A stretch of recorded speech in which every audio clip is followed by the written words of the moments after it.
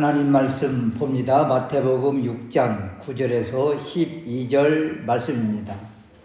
그러므로 너희는 이렇게 기도하여라. 하늘에 계신 우리 아버지의 이름을 거룩하게 하시오며 아버지의 왕국이 오게 하여 주시오며 아버지의 뜻이 하늘에서 이루어진 것 같이 땅에서도 이루어지게 하시옵소서. 저희에게 날마다 쓸 양식을 주시옵고 저희가 저희에게 죄 지은 사람을 용서하여 준 것 같이 저희 죄를 용서하여 주시옵고. 아멘. 우리가 이 구절을 전에는 우리가 우리에게 죄 지은 자를 사하여 준 것 같이 우리 죄를 사하여 주옵시고 이렇게 기도했었는데요. 지금은 저희가 저희에게 죄 지은 사람을 용서하여 준 것 같이 저희 죄를 용서하여 주시옵고 이렇게 이제 번역해서 암송하고 있는데, 주기도문 가운데 가장 중요하고 또 논란이 많은 부분이 오늘 우리가 배울 말씀입니다. 저희가 저희에게 죄 지은 사람을 용서하여 준 것 같이 저희 죄를 용서하여 주시옵고. 이 기도가 오늘날 은혜 안에 살고 있는 우리에게는 합당하지 않는 것이다 하면서 부정하는 무리들이 있습니다. 그래서 오늘 이 자신과 이웃의 죄 용서를 위한 이 기도에서 잘못된 사람들의 모습, 또 우리는 어떤 마음을 품고 기도해야 될 것인가를 깨닫는 시간 되었으면 좋겠습니다.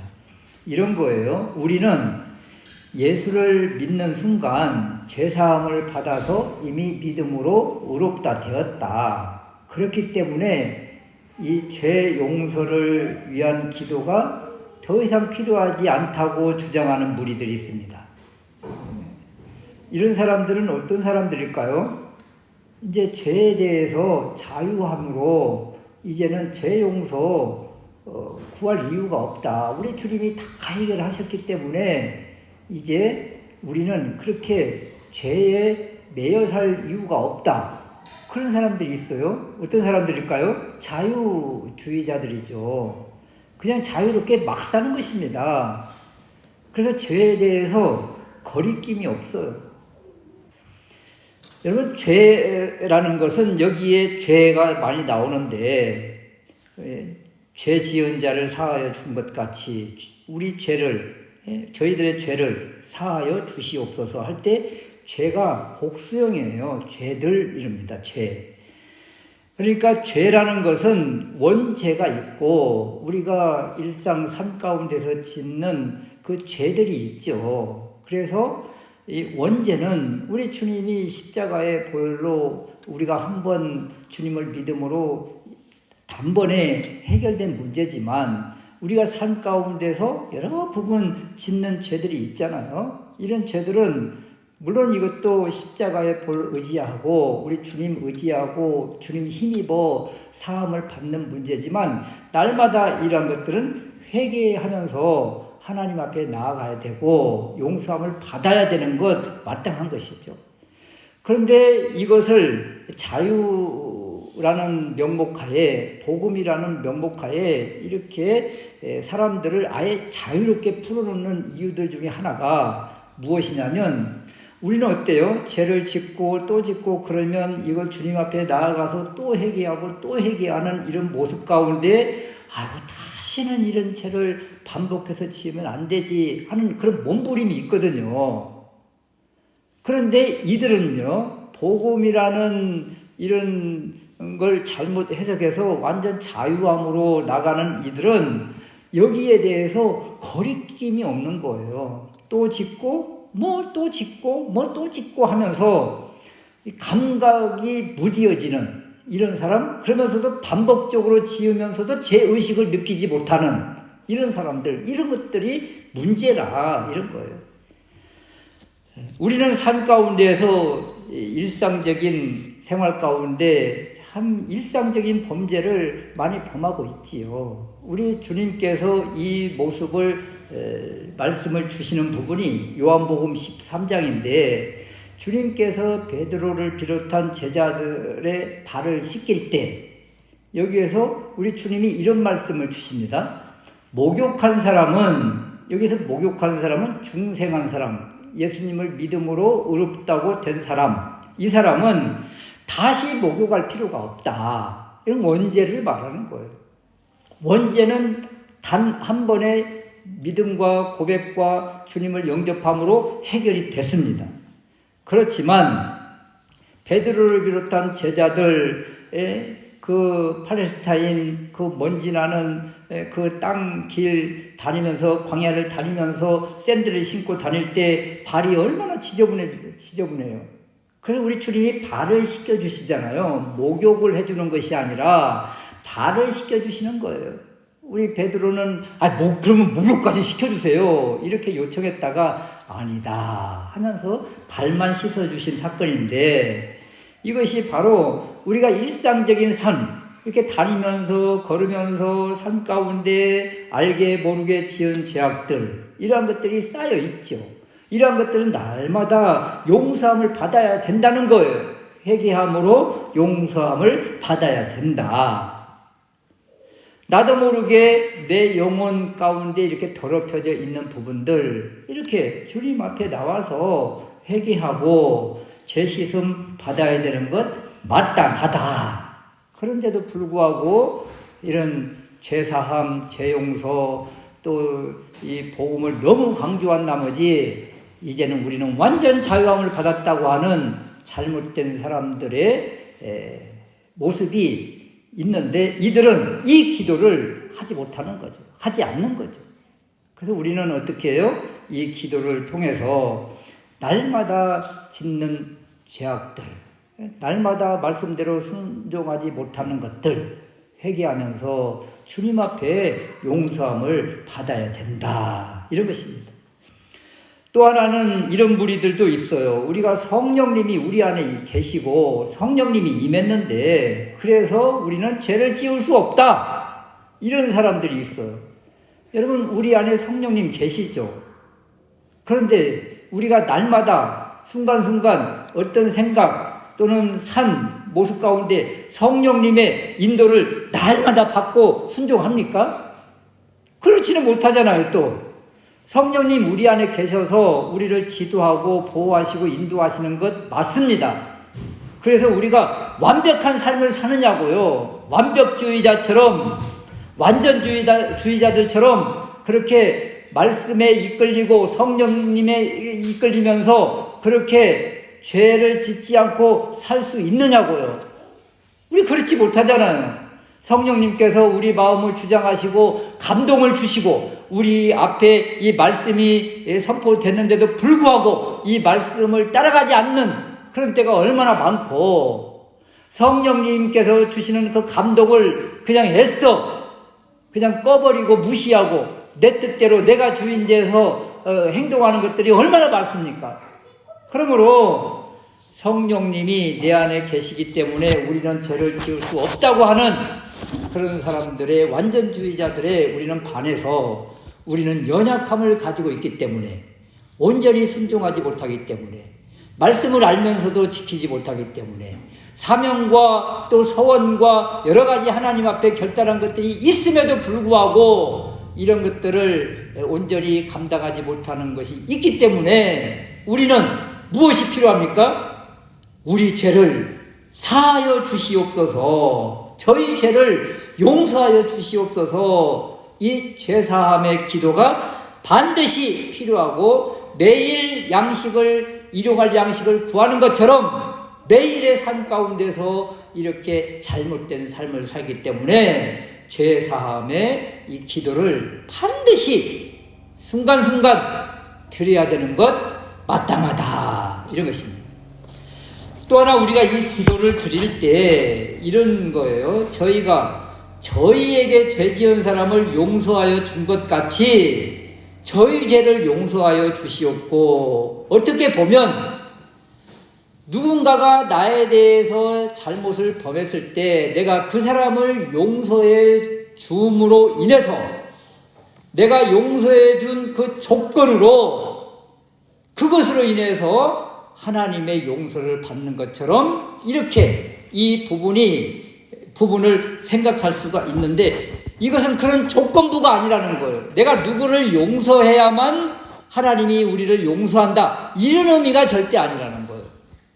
이것을 조건적으로 잘못 해석해서 우리가 용서함을 받으려면 상대방을 용서하지 않으면 용서받을 수 없어요. 이렇게 극단적으로 해석을 하시는 분들이 들어있는데 그리 아니할지라도 그리 못할지라도 우리가 우리의 죄를 주님 앞에 고백하면 주님은 우리의 모든 죄를 용서해 주신다.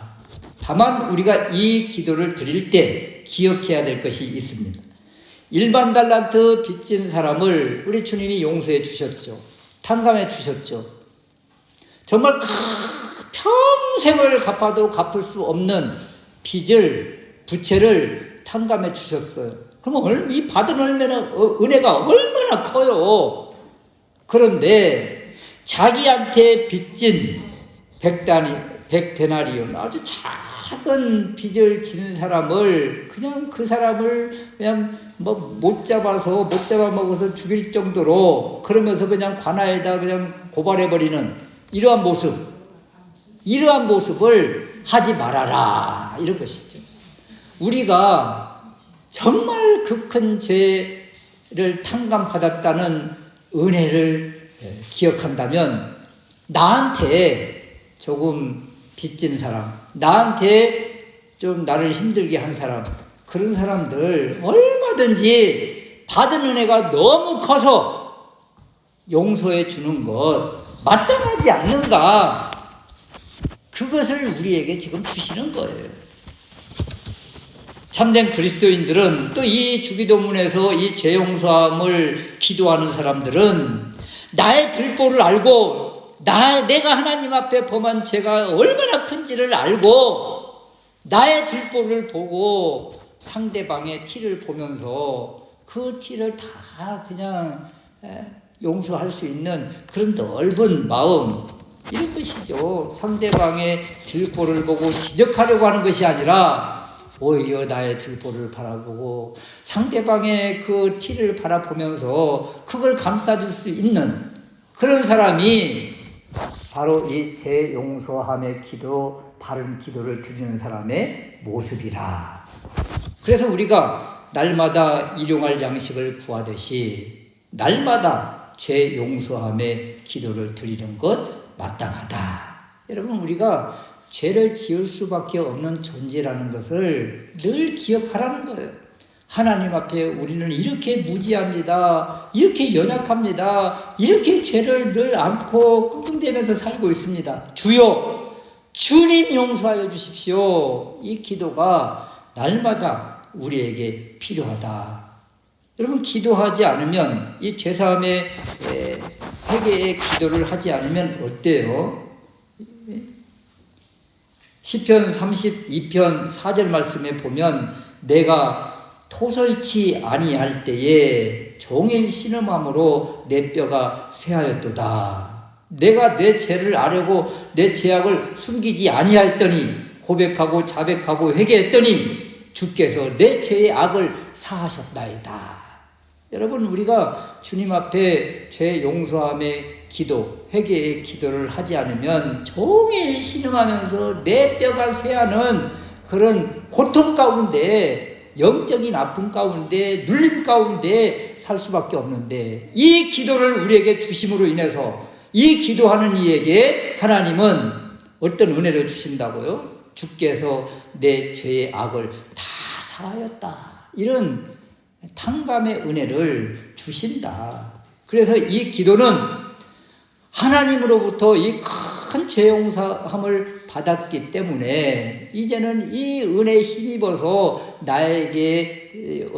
나를 힘들게 하고 내게 죄 지은 사람도 품을 수 있는 그런 넓은 사랑의 사람이 될 수밖에 없다. 이것을 우리에게 주시는 것입니다. 그래서 이 기도는 남을 용서해야만 하나님의 용서를 받는다는 이 조건부 기도가 아니라 하나님의 그 큰 은혜를 힘입었기 때문에 자연스럽게 우리는 상대방을 용서할 수 있는 그런 사람이 되어라 된다. 이 말씀을 주시는 거예요. 어떤 신학자는 이 구절을 놓고 이런 말씀을 우리에게 했습니다. 나는 범죄한 이웃을 도저히 용서할 수 없다. 이렇게 고집 부리는 사람들이 있는데 그런 사람들을 향해서 이런 말을 한 거예요. 하나님, 나는 당신께 죄를 지었지만 또한 내게 죄를 지은 자들이 있습니다. 그러나 나는 그들을 용서할 수가 없습니다. 그리하오니 나의 죄도 용서하지 마소서.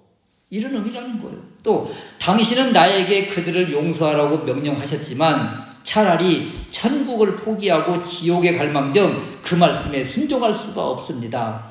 그러므로 우리는 이렇게 기도해야 된다는 거죠.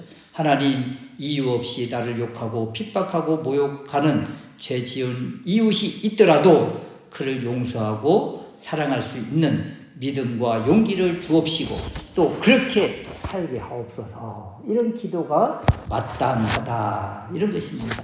오늘 이 주기도문을 끝내고 그 다음 주시는 말씀을 보십시오.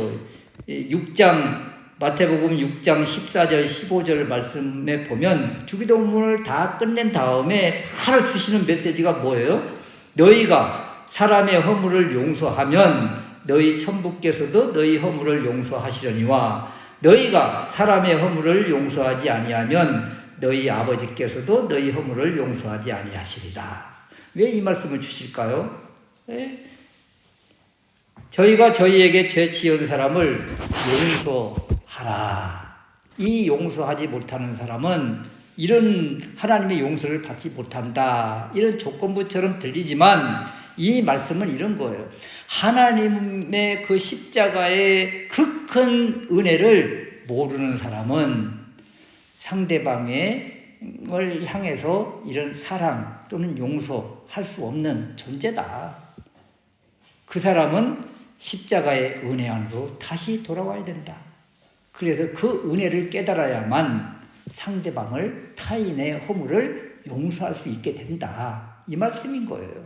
조건부적으로 주시는 메시지가 아니라 먼저 하나님의 그 크신 은혜를 깨닫는다면 십자가 보혈의 은혜를 깨닫고 죄사함의 그 큰 은혜를 입었다는 것을 아는 사람은 당연히 마땅히 상대방이 나에게 어떤 죄를 지었을지라도 용서할 수 있는 그런 힘과 그리고 사랑이 될 수밖에 없다. 이것을 우리에게 주십니다. 오늘 말씀 저희가 저희에게 죄 지은 사람을 용서하여 준 것 같이 저희 죄를 용서하여 주시옵고 우리가 주님의 십자가의 그 큰 은혜 죄사함의 용서가 없으면 이 기도를 우리가 드릴 수가 없는 거예요. 어떻게 상대방을 용서할 수가 있겠어요? 나에게 피해를 입힌 사람을 어떻게 용서할 수 있고 내가 손해를 다 감수할 수가 있겠어요? 이것은 감당할 수 있는 사람은 십자가의 은혜를 경험한 사람, 죄 용서함을 받은 사람만이 할 수 있는 기도라. 그래서 이 기도를 드릴 때마다 우리가 다시 한번 십자가의 은혜 안에 들어가서 주님밖에 없음을, 주님이 베풀어 주신 은혜를 다시 한번 기억하면서 고백해야 될 기도라. 여러분, 계속적으로 우리 삶의 현장의 모습, 실제적인 기도를 계속 우리에게 주시잖아요. 첫 번째 기도는 일용할 양식, 또 두 번째는 죄 용서함, 또 상대방을 용서하는 것. 이런 것들의 핵심이 무엇입니까? 다 예수 그리스도에게 집중되어 있는 거예요.